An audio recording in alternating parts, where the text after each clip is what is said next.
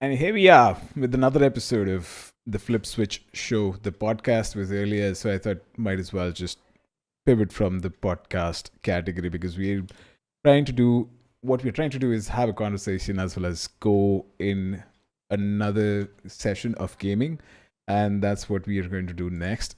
So here we're going to talk about how Warzone is developing essentially because a lot of things are not coming together for a lot of players. We have got veterans here, game testers, as well as the grinders of the game and the community.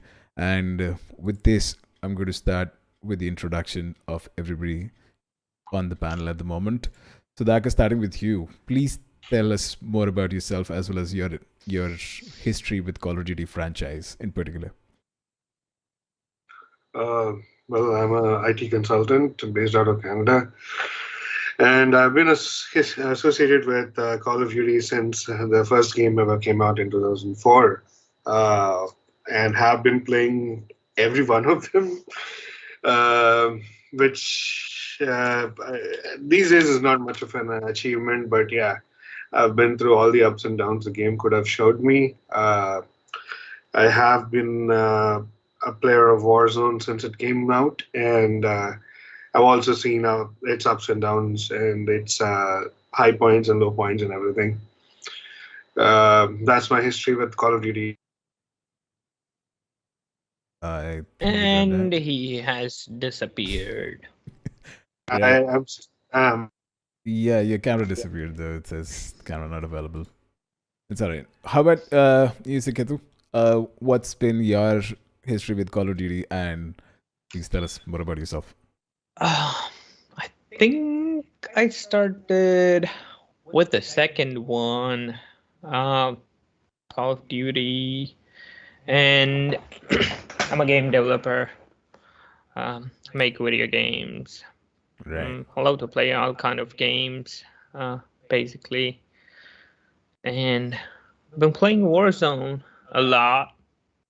Not not recently.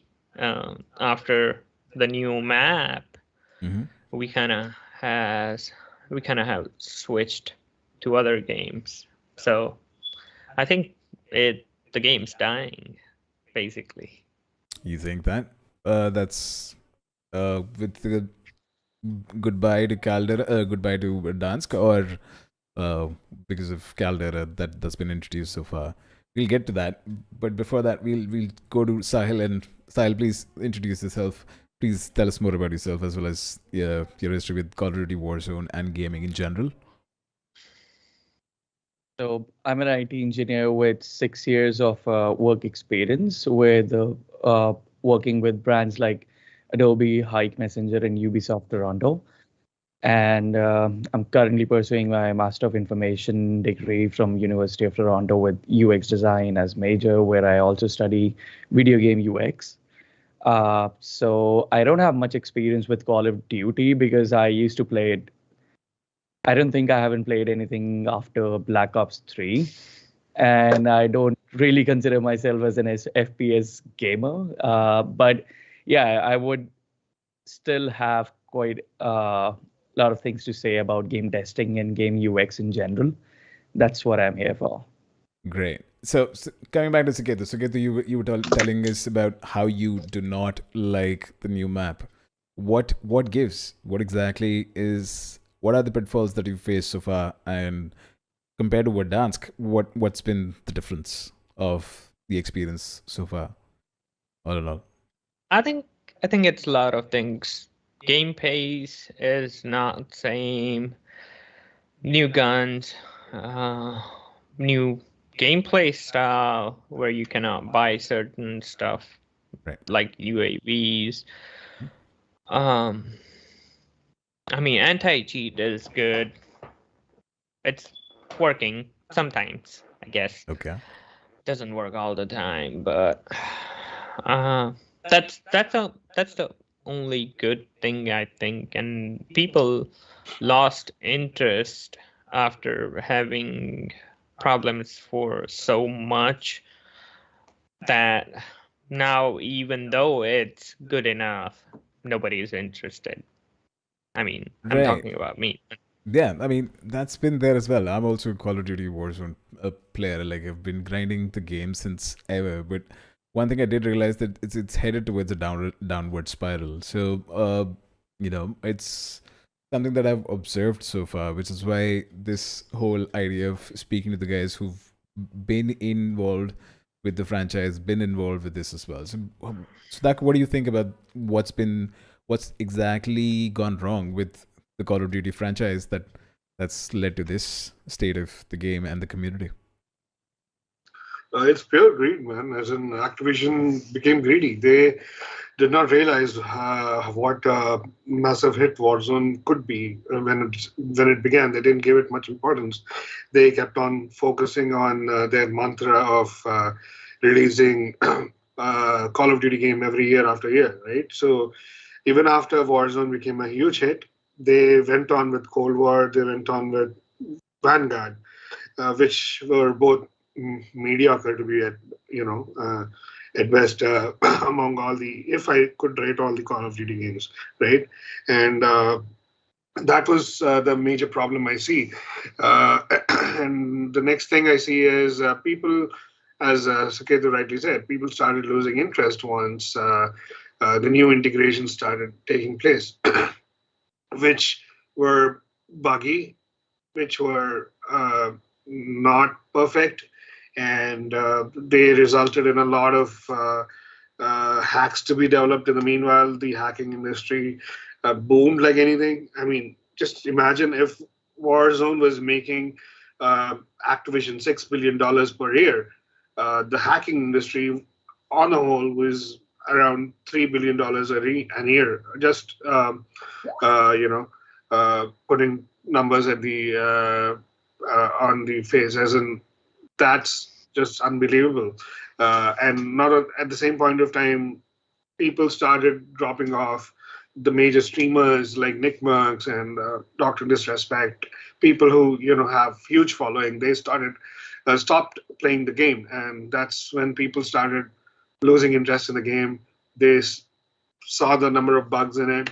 Nobody, I mean, we have ourselves have matches where we just drop into a game, we die instantly to a hacker, and then we restart another game, and then out of frustration, we just say, let's play something else, right? So that has been happening to people a lot.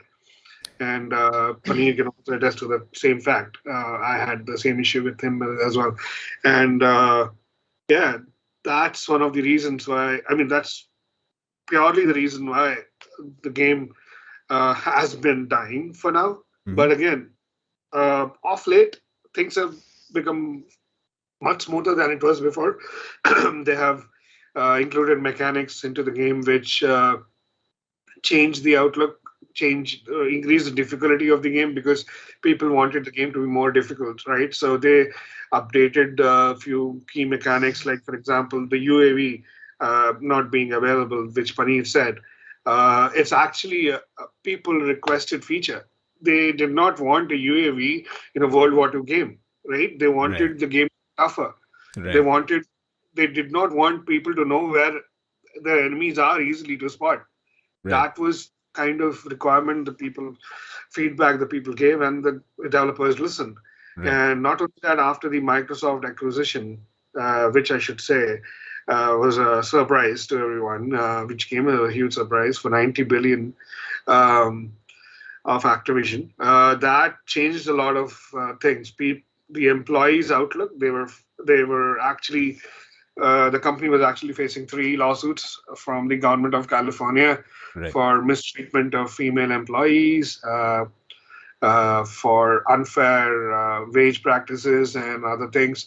And the employees were actually protesting outside the company for a while, and for a lot of wrong reasons, the company was in the news.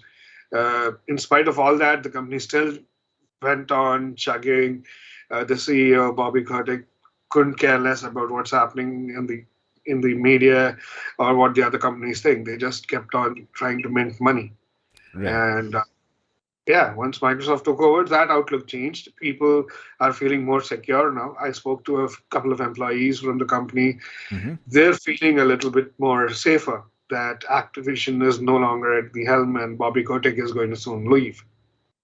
Interesting insight. So I hope that changes. And and just the last points I wanted to add on that Warzone 2, which is going to be launched soon along with the new game, will be something closer to Verdansk and will have a lot of new features and a lot of fan favorite features, is what people are saying. We're going to come to that. Yeah, I'm hoping for that. We're going to come to that for sure. I mean, this was quite an insight as well. A bunch of insights, in fact. So what I wanted to understand was which particular bug that you faced, like in your gameplay individually or with the group, with Saketu, with Sahil, with myself as well. What sort of what was that one moment that actually made you probably rage quit because that was because of a particular bug that led to that just switched it off in your head that okay, no more, not this game anymore. So would you For like me, to go I mean, first? it's. Yeah, I mean, Go ahead. I mean, it's just the hackers, man. You grind a game for 8 hours a day, or how many hours, and then some 9-year-old kid comes in with engine owning, having 102 KD, killing 60% of the lobby. I mean, that's just not fair. right. That makes people quit. That's Right. that's the reason I quit. I mean, I did not quit. It's like a love-hate relationship. We keep coming back to Call of Duty. We can't quit. Right. So, I mean, how about you, Sudhakar? Since you have been player as well, Sahil has played a little bit, or probably not at all. We're going to go to Sahil with the bug report and every other workflow that comes into the play. But before that, we'll come to Sudhakar once again. And what was the one moment that was the worst for you? I mean, since Funny has already covered the hackers, I'll cover the bug, which probably would get some talking points from Sahil, I guess. The bug I faced was like all the visual bugs, like for example, I just spawn and, the main key factor in FPS is the gun, right? I mean, Right. that's the weapon. It's a first-person shooter, and the gun being visible as a huge chunk of mass. Remember that bug where The gun Gorgon was bug, yeah. I think entirely were just showing up like an alien symbiote kind of a thing. yeah, right? spiky symbiote, yeah. And the gun was like a square box instead of actually being a gun Right. that just placeholder that's being shown. And the careless bugs, like the name of the gun would be some, let's say, skull breaker or something. Yeah, it would be a key. Yeah, exactly. And It would be exposed code.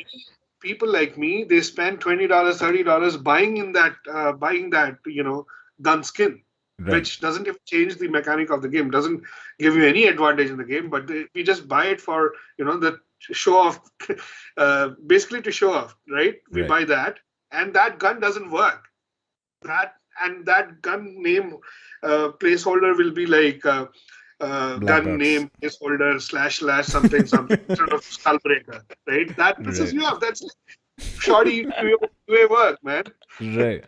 So once we report the bug within the game, it goes to a certain team, or a certain touch point. Sahil, could you please explain what exactly would be the process once the player reports? So I mean, basically, because I'm very curious to know what happens once I have reported such a bug, and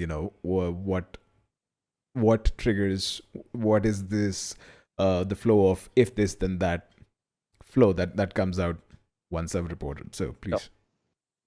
So I would start with some of the misconceptions which a lot of gamers have, that the developers are not aware of these bugs before the gamers start reporting them. So I can tell you with experience, and that is a very limited experience, by the way, so don't really hold Ubisoft or any other company accountable for that. But from what I have seen, there are thousands of bugs which are open before the launch. So it's highly likely that the bugs that you guys are talking about were there since day one, but they chose not to fix them, or they chose to prioritize the other issues over these bugs, which are not game breakers. So there's a hierarchy or certain prioritization or criticality of the bug that is assigned to each and every bug, and then at after each release they are just handling a bunch of them and only looking at the mostly looking at the crashes, since those are the game breaker issues, right? So a game skin for them would be like a minor bug, to be honest. But yeah, The like one you that said, earns if the you're money. spending, Yeah, yeah. yeah, but if you're earning money with that, it becomes critical only for a small group of people who are buying that sort of stuff. But they will still be focusing on the crashes, which I think are still there in the game. And it kind of hints where they are in the development cycle right now, since game crashes are still a big part of it. So do you guys encounter game crashes still now? Because I opened their website yesterday, and the top item over there is still game crashes. They're still working on those even Yeah. after years. Absolutely. Before Yeah, I it used mean, to be called Bug Zone, it was called Dev Error Zone. So we all have faced dev errors and crashes, I guess.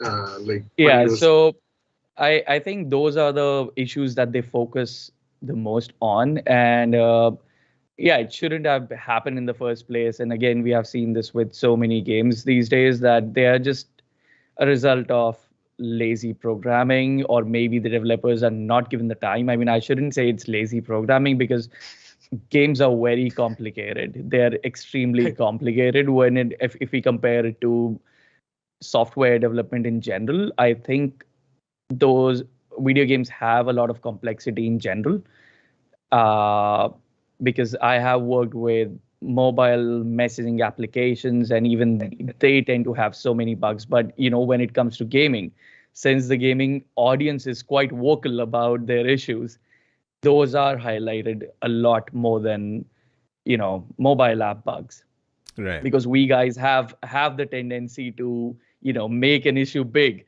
So that's why game bugs are so notorious.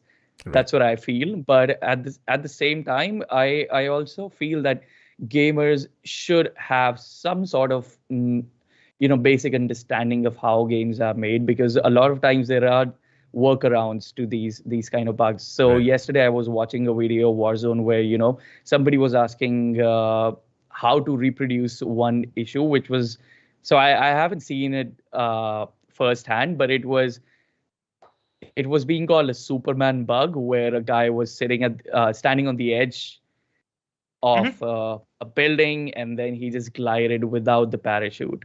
Same. So That have happens any with of me. you? Yeah. kind of, Okay. yeah. So It's what do you it's guys a think is trick. actually happening over there?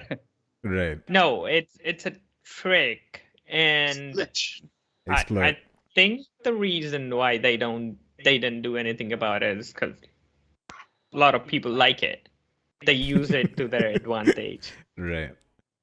But I that's mean, a- I do like it. I have I tried to kinda use love it, that but thing. that's an exploit. I think that might just get me in some sort of a trouble.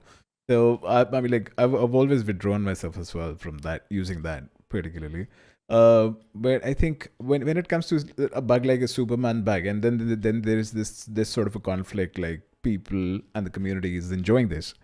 So how do developers use it to manage the project, one, and to fix it even if the community likes it, because it's not fair. It's illegal. I think at that point of time, they kind of look at how much of an unfair advantage it's giving to the player. If it's not, then maybe they'll just leave it there, because we have seen in the Battlefield trailer how they're kind of glorifying, one of those. So they realism. kind of enjoy if yeah. So people, if they feel that it doesn't really add an unfair advantage, which I'm not sure is happening in this case, then they might just leave it there if people actually enjoy it. Right. I mean, which brings me to my next question. If people are not exactly really enjoying the game, what exactly would be the next step of a game developer? Something like optimization would be on their cards, or how do you suggest would a developer like Activision or a developer like Treyarch and Infinity Ward, these guys tackle a situation like this?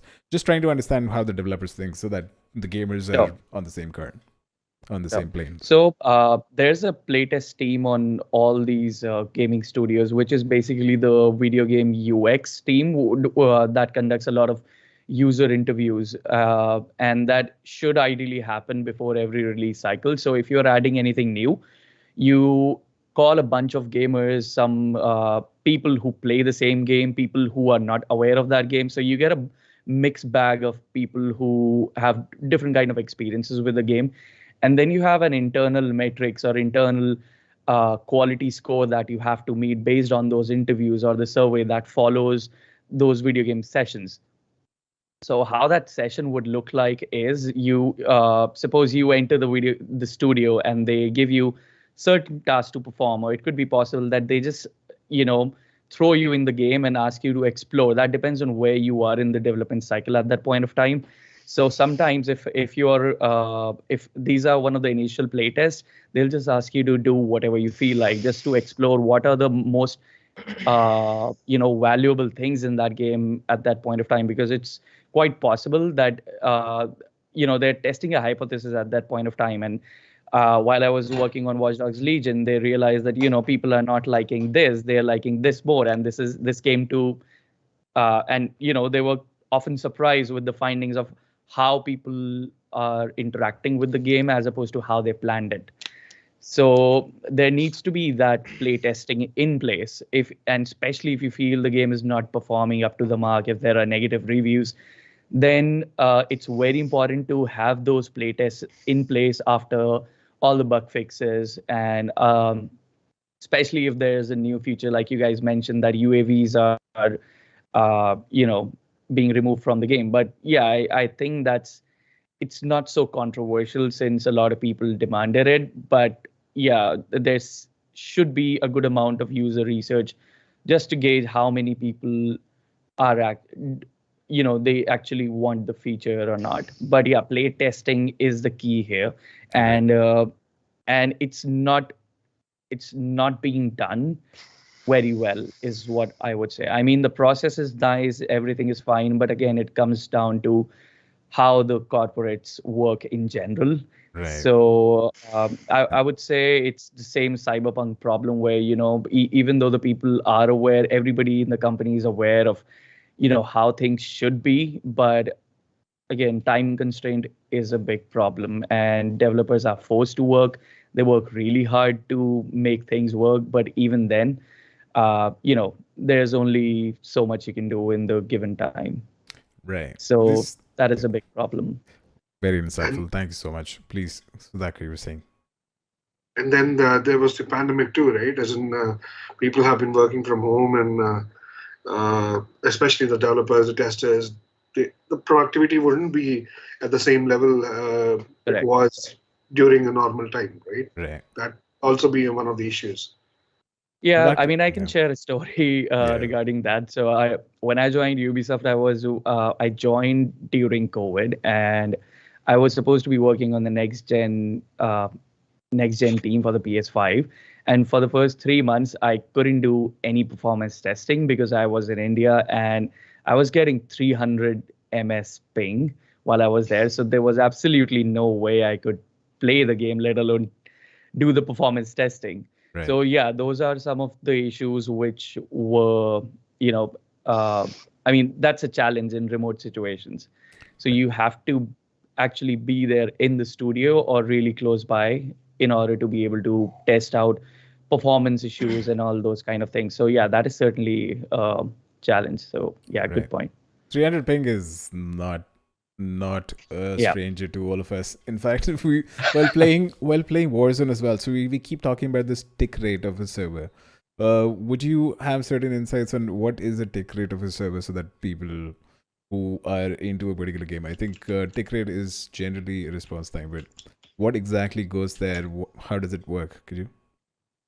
So I'm not entirely sure about that, but I think quite a lot of factors matter when it comes to the response time in general. So one is again very graphic or performance driven, which is if you're running at 4K, there's a particular response time, and if you're playing at 1080p, that's why a lot of people prefer playing at lower resolutions because it slightly improves the response time. But yeah, it's quite interesting that you guys say that you play at 300 ping all the time because when I was playing the game, I was probably getting like 4 frames per second. And again, that could possibly, I mean, one of the possible reasons that I think is the interface that I was using to play the game. So it was kind of a, ping after ping. So I mean, I'm saying it's 200, 300, but it could be double because there was another software involved in this entire testing process. So yeah, it could very likely be 600. Yeah, because you're right. 300 is still acceptable, Right. but I was just getting 2 or 3 frames per second but- at that point. Wow. 2 frames per second? Yeah. Yeah. It's like it's worse than a PowerPoint presentation, if you will. Yeah, absolutely. I did not do anything for 3 months basically. Wow. And but yeah, when I came back, luckily it was in a good shape. So another related story that I can probably share is around, so when the consoles launched, and I'm pretty sure that, we all saw how they claimed 4K and 120 FPS with the next gen consoles and everything. All the tall promises. And Yeah. this was a launch title, by the way. And again, I think it's the corporate pressure or, meeting the deadlines. And, there's a lot of pushback from so many people interested in the games. But then the thing is, everybody knew that you can't launch a game on 30 FPS on the next gen consoles. It's a sin Absolutely. to It's do a sin. that. Absolute sin. But yeah, but it happened. And Which one? I kind of advocated. So Watch Dogs Legion in particular, it was released in 30 FPS even on PlayStation 5 and Xbox. I think now they have added a patch for that. Now it works in 60, but I kind of fought for that a lot. Right. Since I was dealing with the PlayStation 5 release all alone. Right. I kind of felt accountable for that release.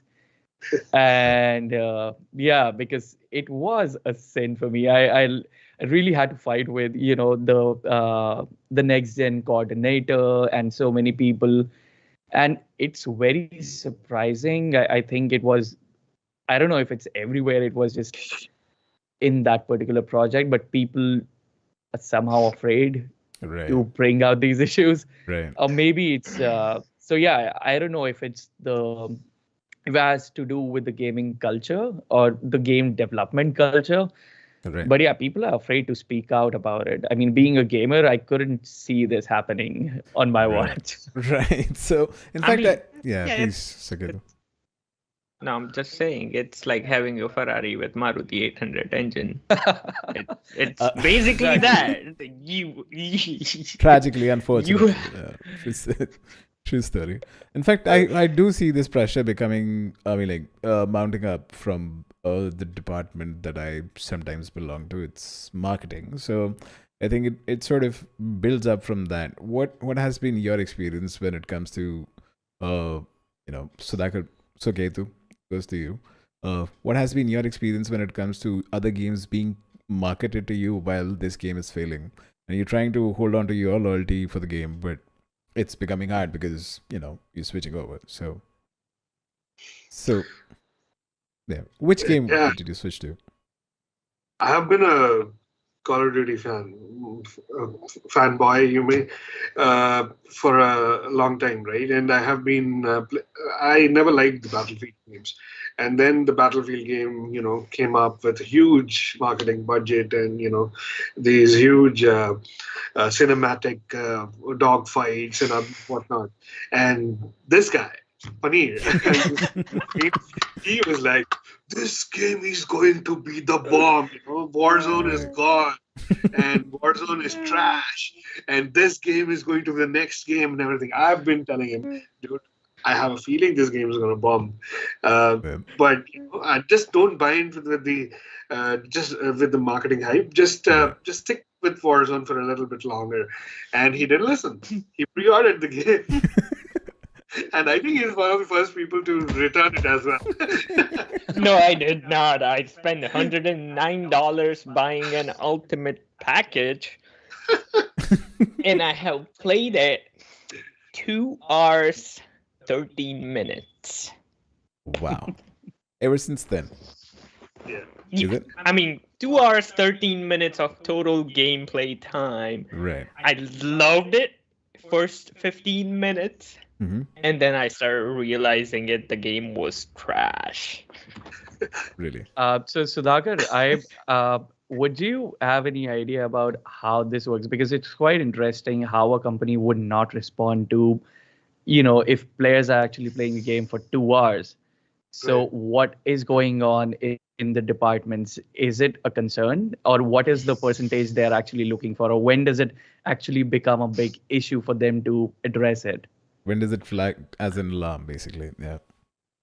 So I can give you an insight from a software productivity point of view because I'm a software engineer basically, and whenever we design a product, and the usability of the product goes below a certain percentage, the product is considered to be a failure, right? So the same logic applies with a game as well, I believe, because at the end of the day, a game development company is a software company, and product is nothing but the game, right? I apologize. I'm sorry. Please have some water. Suketu, on the other hand, what exactly has been the best marketed game to you? Well, we'll come back to that, by the way. We'll come back to Sudhakar. But in the meanwhile, what has been the best marketed game that you've experienced, apart from Battlefield 2042, that you think would have been a Warzone killer? And that probably Warzone could take a page out of their playbook of. Apart from Battlefield, Yep.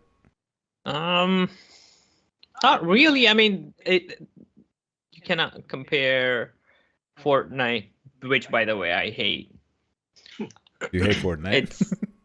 There are 2 games I hate: Fortnite and Valorant.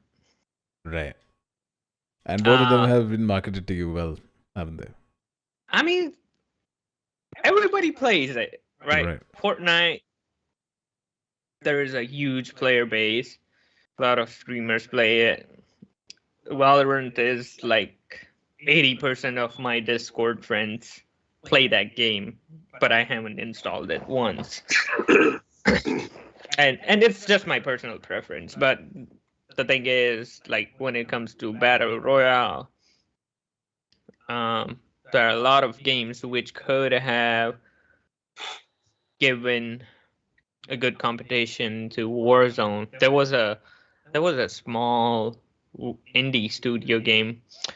Heck, we played it. I think the Blood Hunt or Vampire something. Yeah. I forgot the name. Masquerade. Vampire Massacre. Masquerade. Yeah, Vampire Masquerade. Yeah. That game was good. I mean, it wasn't bad, but Right. the studio probably did not have budget or time to fix It's still in the development, by the issues. way. They haven't released that game, have they? I don't think they have particularly. They were testing it out. It's I think in beta testing. Right. Not sure, but they took it out for some time. I was not able to access it. Right. So coming back to Sudhakar. So yeah. Yeah, just continuing please. with this point first. Right. Another game that I could add on to that list, what Manil was adding on, was Apex Legends. Absolutely. Because Yeah. that game is still doing well because of the smaller map size and the tighter development schedules. Whatever, the studio is doing really well with the game, and Right. release after release, season after season, people are still sticking on to it. Mhm. Like unlike Mhm. other games like for example, Blood Hunt, Masquerade, whatever the game was. People started playing in the beginning and then they stopped it. The gameplay levels have dropped down. Every new BR that has launched after Warzone have all flopped. Naraka, for example. Then what was the other one that we bought, Siddharth? I made you buy one. Naraka? No, the something related to soldiers, and you have like a thief and a Robin Hood and Oh, Oh, yes. Hood, That game is Hood. good. Hood. Yeah, Hood. yeah. Yeah, all the games looked good. They have Right. been marketed really well, but none of them did well after Warzone. That was the only reason. That's still the only reason why people are still coming back to Warzone as their main staple, battlefield experience or Warzone experience or A FPS battle shooter royale experience. Yeah, Exactly. absolutely. It's the game pace where how quick game goes. I mean, I was a big fan of PUBG, at some point. Right. I think I made a hack download it. We played a couple of times, but it was too slow for us after playing Warzone. It was just too slow. I do understand that. And that's been there as well. In fact, once we switched from PUBG Mobile to PUBG, it felt even slower. So even though both of them have similar mechanics, similar Right. appearances, but they didn't feel the same when it came to the pace. Essentially one, and then the other one would be how the accuracy took a hit as well, because mobile and PC are two different platforms, and then the kind of the vigor and the kind of josh everybody had while playing PUBG Mobile, it was pretty much halved. It was 50% when we switched over to PUBG PC, because one, it was super difficult, and two, I think a lot of people were just resuming PC gaming over after that. So yeah, I mean, but after that, I think once they went to free to play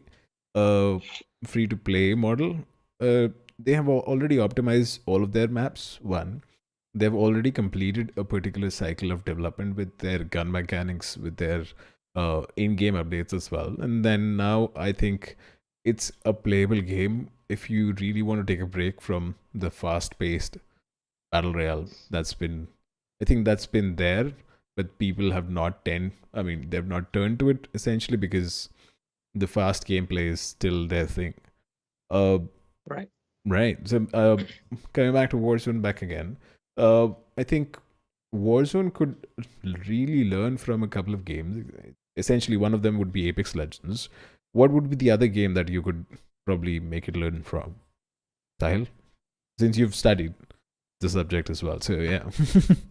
But then again, I don't really have the hands-on experience with a lot of FPS games, but it's kind of interesting because I'm thinking how a lot of old shooters played really well as compared to these games, and which kind of brings the question of complexity versus stability.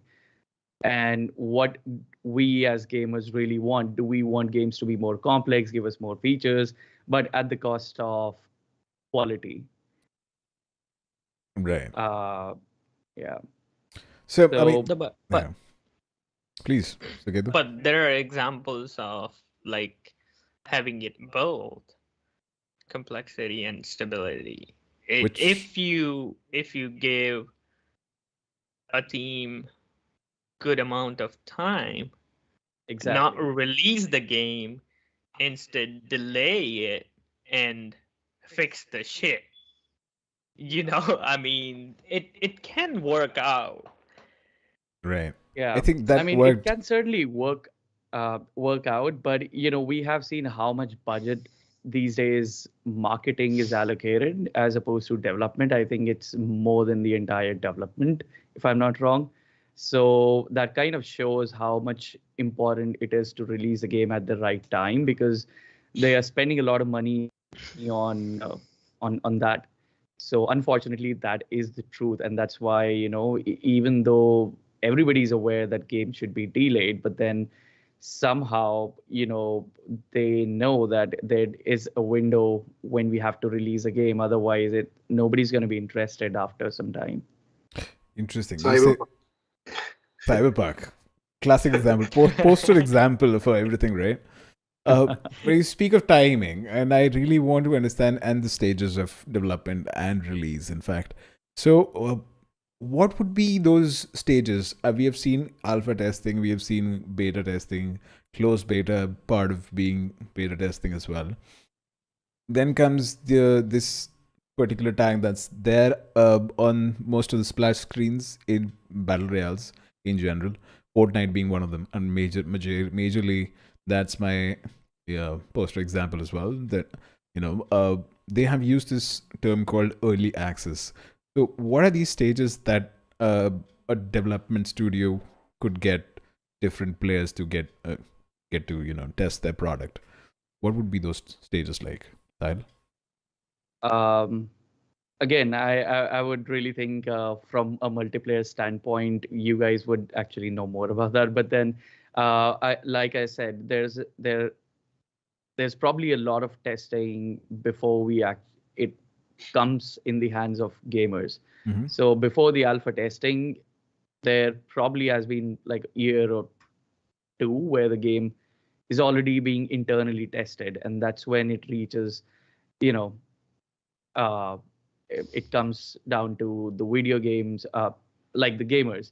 But yeah, I mean, there, as I initially started, it's very complex process, and I'm not entirely sure, but I won't be exaggerating if I say that on a Jira board for a AAA game, there will be like tens of thousands of bugs, and out of those, 80% of the bugs have already been fixed. So even though we criticize the game development teams, they're working really hard to fix those issues.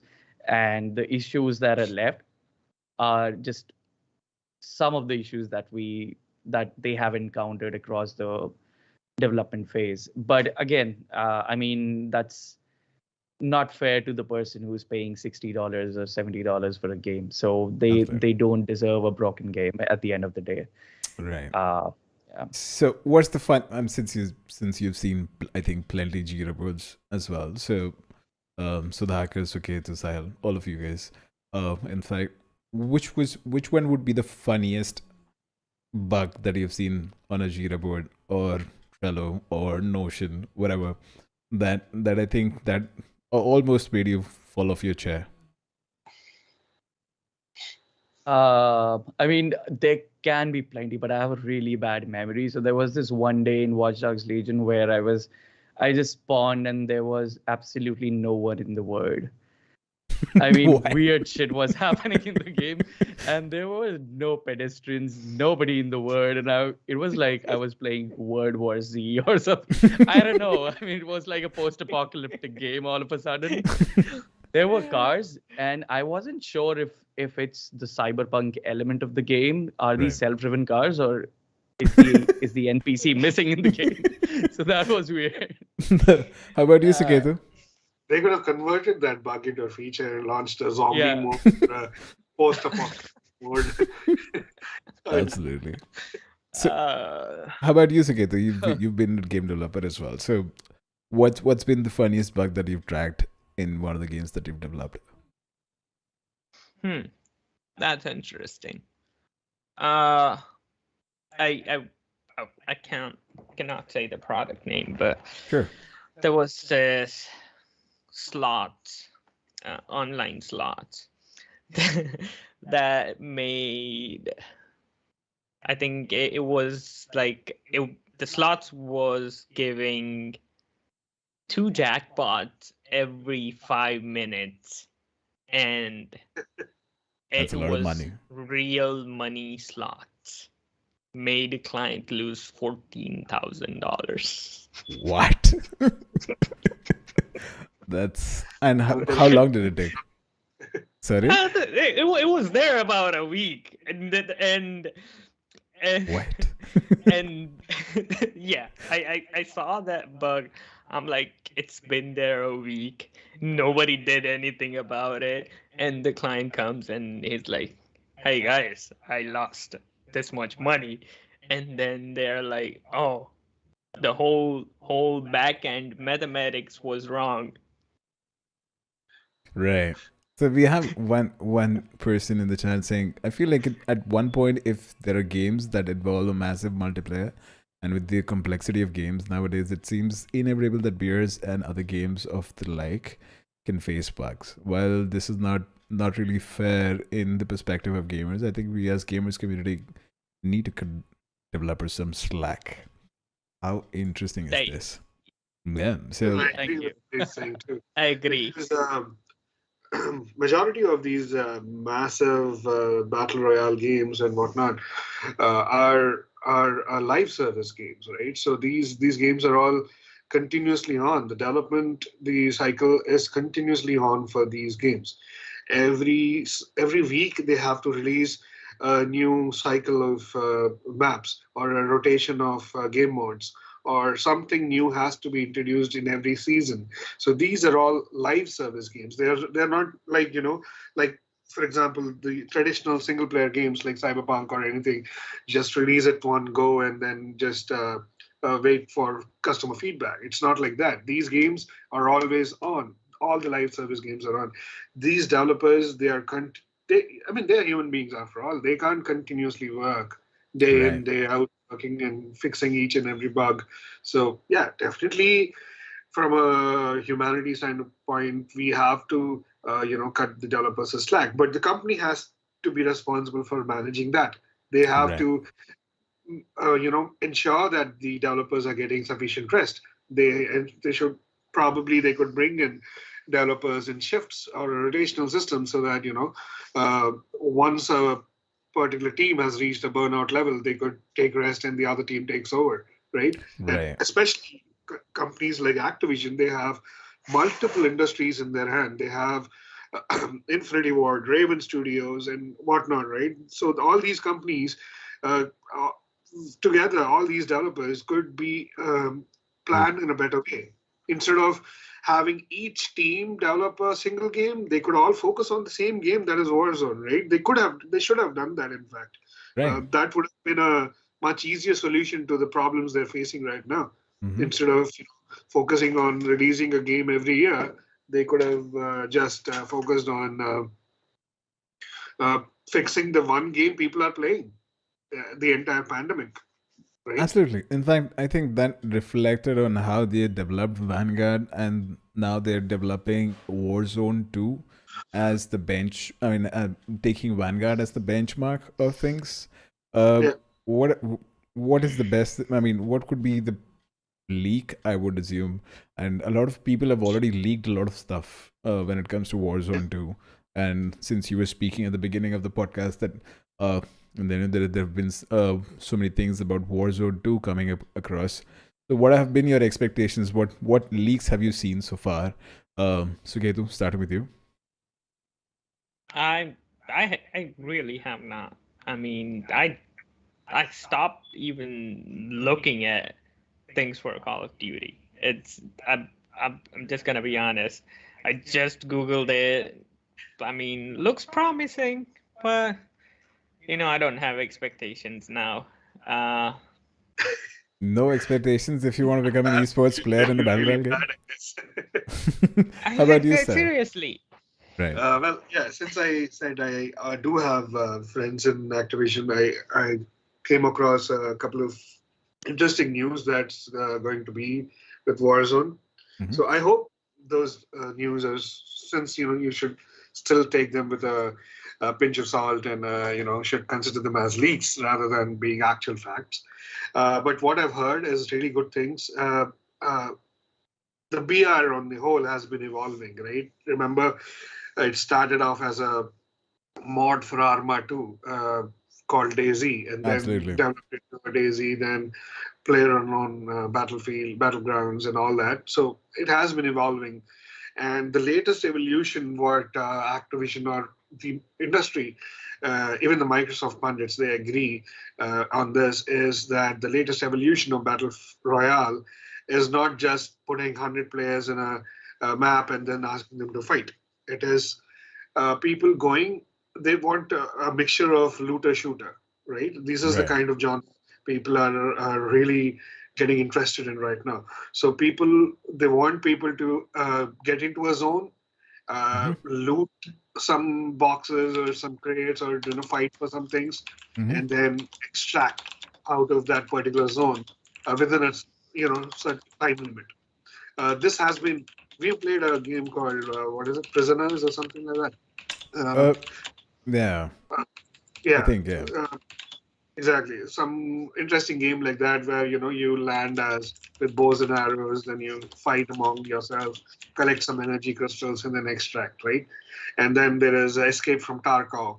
So apparently, Warzone 2 is going to have a mode which is similar to Escape from Tarkov, or Hunt Showdown, where you got to land and perform some mission, steal some intelligence data or something like that, and then extract successfully with all that information. Once you extract, you have all that information on you. You have all the loot you've collected. You have the guns and other things, whatever you get, right? That all remains with you.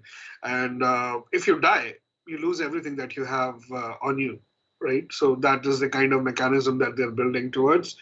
And there are the other uh, interesting things that I've heard is ever since Microsoft has taken over, the employees are more enthusiastic about the product right now.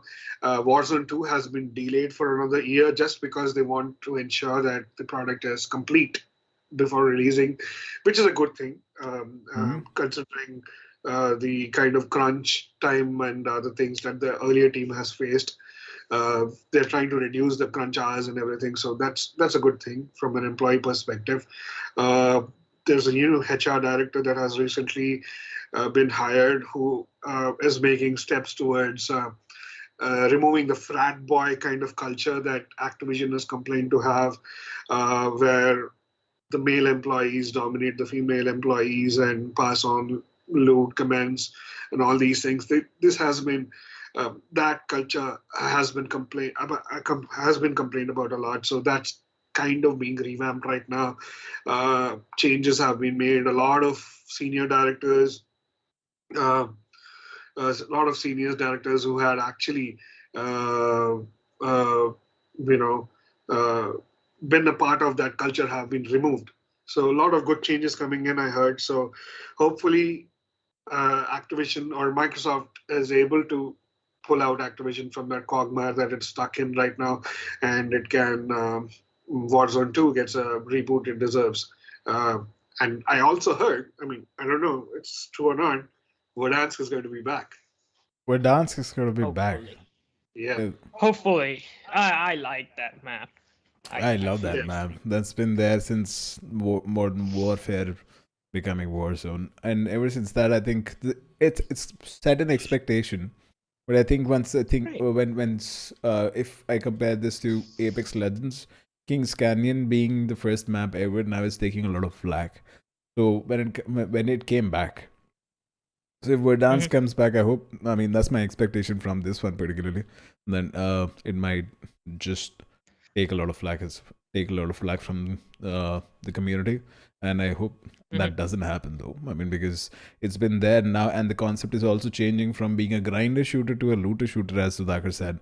So once the concept changes, but the pace still remains the same, and the kind of development cycle that we have gotten used to since Fortnite, because they used to release a lot of quick updates almost every week.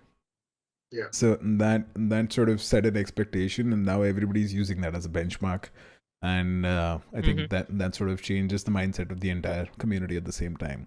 How about you, Sahil? Since you have not exactly, you've not dabbled that much into BRs yet, but what has been, since you played Black Ops 3, so drawing the experience and the expectations from there, what do you think should happen with Warzone 2?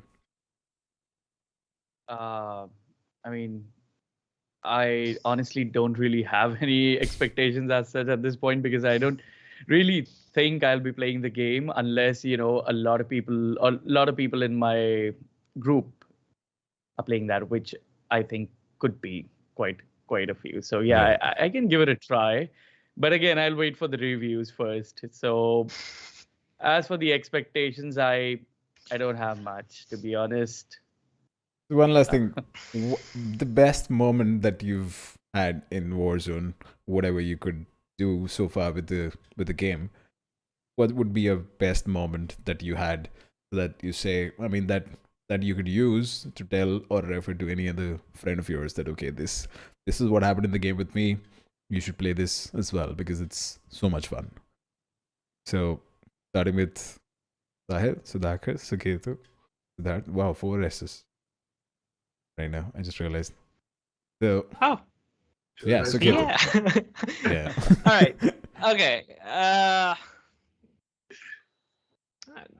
I don't think at this point I do not have any like recommendation for a person who doesn't play Warzone to say, hey, you should try this game. This is the thing which is good about this game. Right. Except just the play style. Mhm. But I think killing hackers are fun. It's fun. It's recommended. So- You do it once in a while. Right. Sudhakar, you saying something? I mean, with the latest anti-cheat, there are not many hackers around. So killing hackers Yeah, I mean, wouldn't be a feature, right? It's just a bonus till the hackers are there. So he's asking more like from a feature point of view, Yeah. or from your A experience. moment point of view. Yeah. Yeah. for a Like, ah, what was that thing that happened that made you really enjoy the game? Yeah.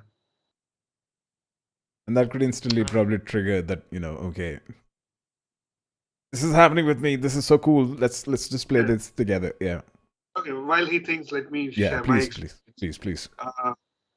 the euphoria you get after being the sole survivor in a BR game. That is the kind of thrill that you get, right? As in, that is Right. the kind of experience that BR game offers you, Mhm. and that euphoria is simply, I mean, that's unexplainable, to be honest.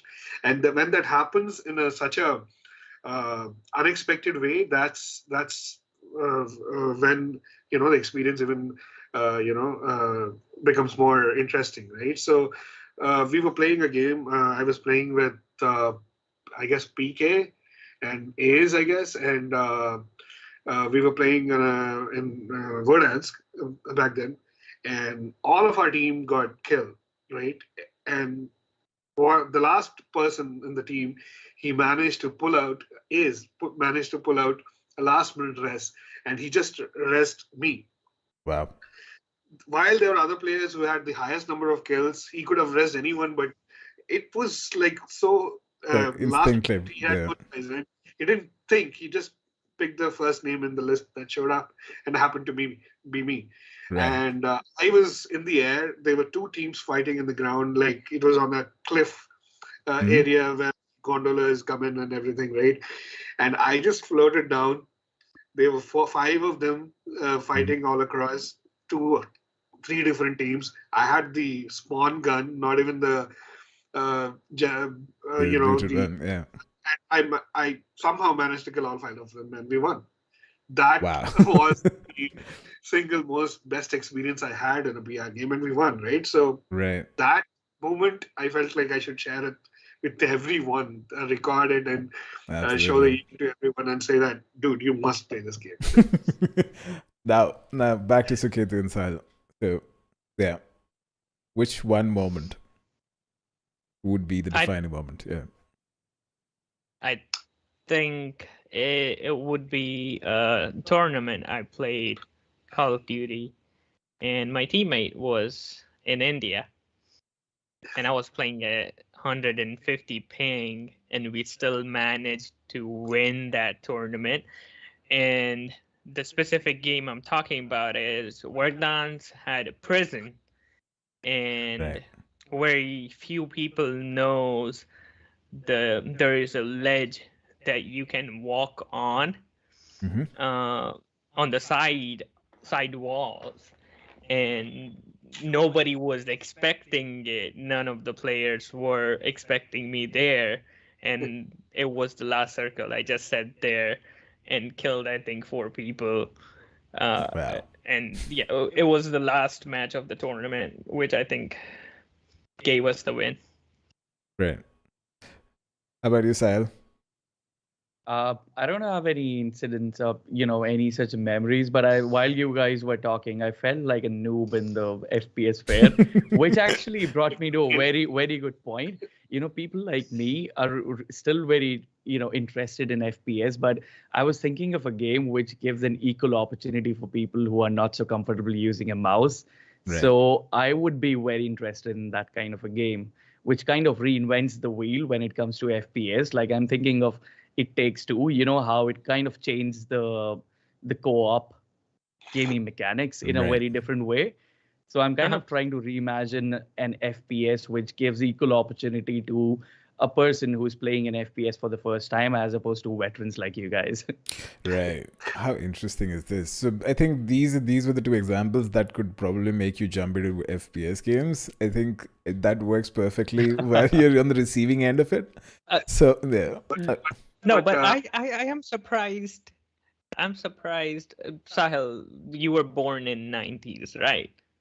Yes. Okay, I just took a guess, but I'm just wondering how you did not ever play Counter-Strike. I mean, that was the game in Absolutely. India I at the did. time. I mean, I did. everybody Yeah. played it. I was very interested in playing story-driven games at that time, and even today, I'm usually more of a single-player game because when I'm playing a game, I don't usually get the time to play games, to be honest. But then when I do, I don't want any ping issues or any, I don't want to wait for the other guy. I just want to sit with the game and have a good time with the game. So I'm more of that kind of a player.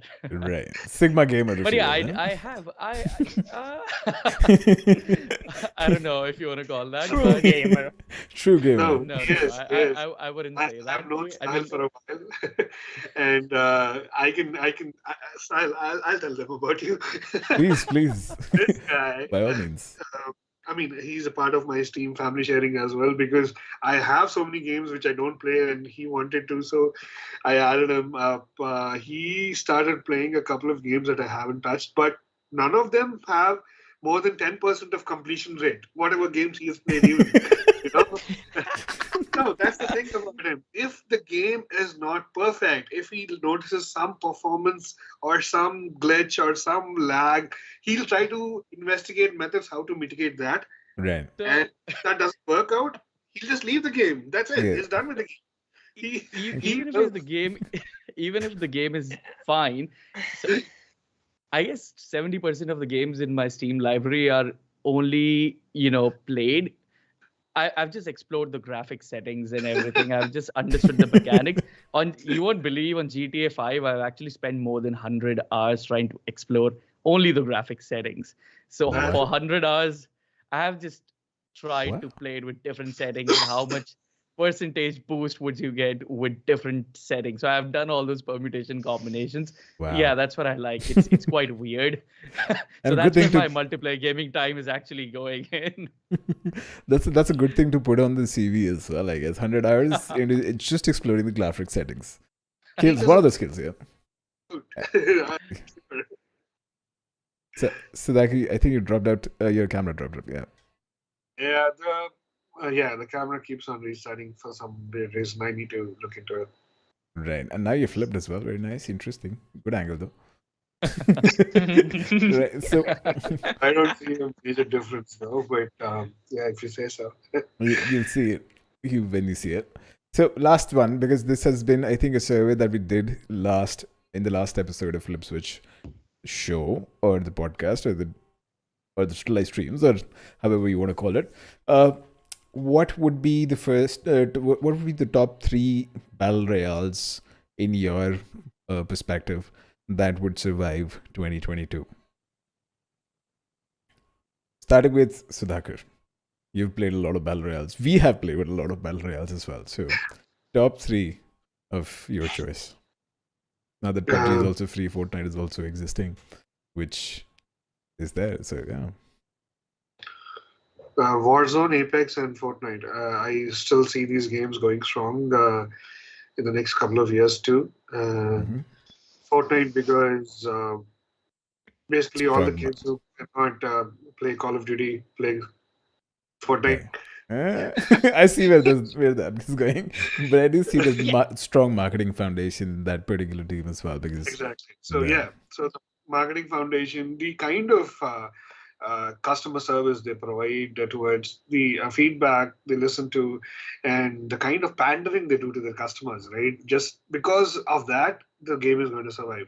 Fortnite is only surviving because it keeps in sync with what's happening right now. If some new movie is releasing, they immediately go have a marketing team ready with them and integrate and bring those characters into the game. It happened with Matrix. It happened with Spider-Man: No Way Home, and absolutely. they have this mechanism right now. And every new coming, even if it's a silly game thing, now Rock is in Fortnite all of a sudden, right? As in, and just because his new movie is launching, he just made some integration with them, and he's there in the game now. And James Bond was there. So whatever new movie releases, integration. So they stay relevant to what's happening. So that's how they are capturing the attention of all the kids who play the game. Also, comic book fans. Hi, by the way. So because comic book fans especially. Adult, grown-up, unmarried kids. Yeah. Wow. That hits home. I mean, I agree. I agree with that, and that's the reason I don't play that game. Yeah. So, what would be your top threes then? Yeah. Sorry. Go ahead. My top threes would be same, but I would add like PUBG just to throw it in, because a lot of people still play it. I mean, if you see concurrent players, there are good numbers in PUBG's favor, of course. In fact, one of the top charting games on Steam still happens to be PUBG, in addition to Counter-Strike. So it's very, very cool to see that. And I mean, how about you? Please. I think if we please, you think? No, I think if we talk about United States or just Americas, PUBG wouldn't be there. But if we go to Asian regions, PUBG is a big hit, and I think it's just different and servers or whatever. But yeah, that's what I have noticed. So that's interesting that you brought up the Steam ratings and all that. I wanted to talk about this a long time, for a while now, to you, as well as whoever is going to listen to this podcast now, I guess. But what I've recently read about in an article was that the Steam ratings and the Steam rankings are not relevant anymore, because it's not the only launcher anymore. It's not the only way to get access to these games anymore. Half the games, majority of the games right now are being played on consoles, and Steam is not on consoles. Steam is still on PC. So even if you say the number of concurrent users for PUBG is more on Steam, or say Dota 2 or is the largest game or whatever it is, Steam doesn't hold the record anymore. That's not a valid statistic anymore. Is just wanted to bring to your notice. Even only if you consider the PC, majority of the new PC owners, they still as majority of them don't have Steam installed. Majority of them who really can't afford games have Epic Games installed, because that gives them bloody 3 games every week free, right? So people choose that over Steam. And majority of the now you see popular games like Hitman 3, Sifu, all these games which are like really doing good and have like tremendous ratings on all the services. They're available on only Epic. They're not available on Steam, for example, right? So unless and until there is a proper integrated way to show like what Steam has, it should be across all the game platforms. Unless and until there is a source of information like that, I don't think Steam should be quoted anymore. Right. I'm just trying to draw a particular engagement rate. It's just not it's not exactly, it's platform agnostic. So what I was trying to get to was certain amount of players are playing a certain game essentially, and those games are exclusive to certain platforms like Steam. PUBG is to Steam, Fortnite is to Epic Games, then comes Warzone to Battle.net. So there are certain statistics that add up and essentially are exclusive to a particular platform like that. So that's how I was just getting to understand how that game, PUBG essentially, is still one of those most played games on a particular platform, or at least most played game by a certain amount of people. But PUBG is there on PS4 and Xbox as well. That would be an additional, additional count, which I think is a plus for PUBG developers if you're listening. So because I think that's how they would essentially gather, and they have also, I think, split up their development cycles. So yeah, I do understand. So now we're pretty much out of time here. So going to Sahil, top 3 BRs that you might want to play. I'm going to phrase it very particularly. Might want to play in 2020 that you might make them survive as well. Yeah.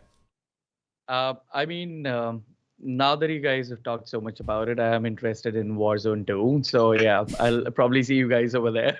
Right. And I'm very interested in playing something in virtual reality in the next 2 years. To be honest, I would be really down for that. And like I said, I'm really looking forward to a reinvention of FPS in some way. If some game can do that, that would be just perfect. I'm really looking forward to something that gives an equal opportunity to people who don't have any FPS experience. So yeah, I'm looking forward to that. But yeah, while you guys were talking about Steam and PUBG and mobile platforms, I had this topic in mind, which is about the shift towards mobile gaming and how a lot of companies are moving in that direction and what it means in the FPS space and what can we expect. Like you guys mentioned, Fortnite is now full of marketing assets and stuff. So how does that translate to a better experience from a gamer's standpoint? And are they catering to a particular user base or an age group? And what does it mean for old gamers like us who were born in the 90s or 80s? Sudhakar. Yeah. Yeah. I mean, you don't have to call him out, man. You don't have to call him out like that. No, I can. I think I can. There's an unknown 80s who's sitting here. He's just silently laughing at all these jokes. Oh. Yeah. Nice. But yeah, I mean, coming back to the point, I mean, yeah, I think there is going to be a huge shift and a lot of push for mobile gaming, from what I've heard. So yeah, I mean, I'm thinking that, will games like PUBG be the future? Does everybody want to be on mobile, or is PC gaming gonna die? I mean, I shouldn't be saying this, No. but yeah, Master race, if you will. I mean, yeah. So, I mean, yeah, I'm curious to see what happens in the next 2-3 years. Interesting. And because Tencent, like we know, is earning shitloads of money. Right. And I think, yeah, I mean, mobile gaming is for sure, it's here to stay. For sure. In fact, I just downloaded Rocket League Sideswipe recently, a couple of weeks ago as well. It's a non-BR game, nothing to do with Warzone as well. But I think it's got that all skill, no RNG sort of an experience where you have to understand and only a couple of things, and then you can just get started. And also, I couldn't play Rocket League on PC, but I think that also brings me back to PC and makes me want to try a game like that, Rocket League. So I think, yeah, interesting how developers are going holistic with their approach when it comes to marketing a particular game as well as producing a particular game at the same time. With this, guys, thanks a lot for joining. This was an erudite conversation. It's thoroughly insightful. I enjoyed it a lot as well. I hope you do too. And in fact, if you want to find this podcast again, you can do that on Spotify, Apple Podcast, Google, whatever you feel like. Do drop a rating if you will. And we'll be back with another episode of this podcast. Show. So yeah, we're going to be back with this. We're going to take a small break before we return for the gaming session that we lined up after this. And please, thanks a lot for joining in. Thanks a lot. I had a lovely conversation here. Thank you for having us. Thanks for having us. I'm probably not gonna remember most of it, but You can still check it out on Spotify, and probably yeah. That's good. We are recording this. Yeah, right. So we'll be back after a short break. You guys stick around, and then we'll be back on for a gaming session here. Should we switch over to Discord now? Yes, please. Please.